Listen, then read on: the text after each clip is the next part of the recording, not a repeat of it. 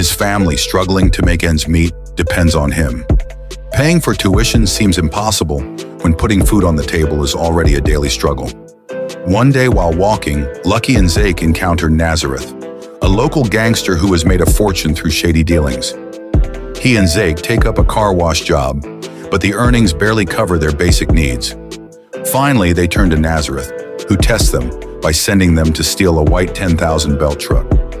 The task seems simple at first, but when they finally spot a white truck, they realize they have no idea how to drive. Desperate, they force the driver out and fumble their way through driving lessons. They manage to complete the mission and become Nazareth's right-hand men. As Lucky's involvement in crime deepens, his family's life improves. With the money from robberies, he buys electronics and new clothes for his siblings. He even gathers the courage to pursue a relationship with a girl he likes. Soon, Lucky and Zake, under Nazareth's guidance, start robbing cash trucks and banks. As their boldness grows, so does the danger. One close call with the police leads Lucky to consider quitting, but Nazareth convinces him otherwise, calling crime the country's most profitable industry. Reluctantly, Lucky agrees to one last heist, but their final job goes awry. A violent confrontation with the police forces Lucky and Zake to flee for their lives. A decade later, Lucky and Zake find themselves in Hillbrow, making a living as taxi drivers in a neighborhood controlled by white landlords. Even though Lucky still holds on to his dreams, reality has drained him. One day, Lucky rescues a young woman, Leah, whose brother owes money to a dangerous gangster. As their bond grows, so does the tension between Lucky and the criminals that plague his life. When Leah's brother dies from a drug overdose, Lucky's desire for revenge intensifies.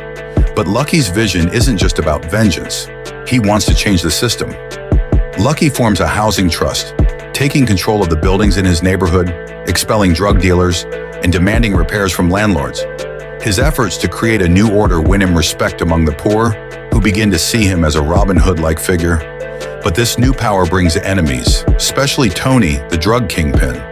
Tony sees Lucky as a threat and begins a campaign to bring him down. When Tony lures Lucky's old ally Nazareth into his service, Lucky is forced into an even more dangerous confrontation. Betrayals and violence escalate, leading to a brutal showdown.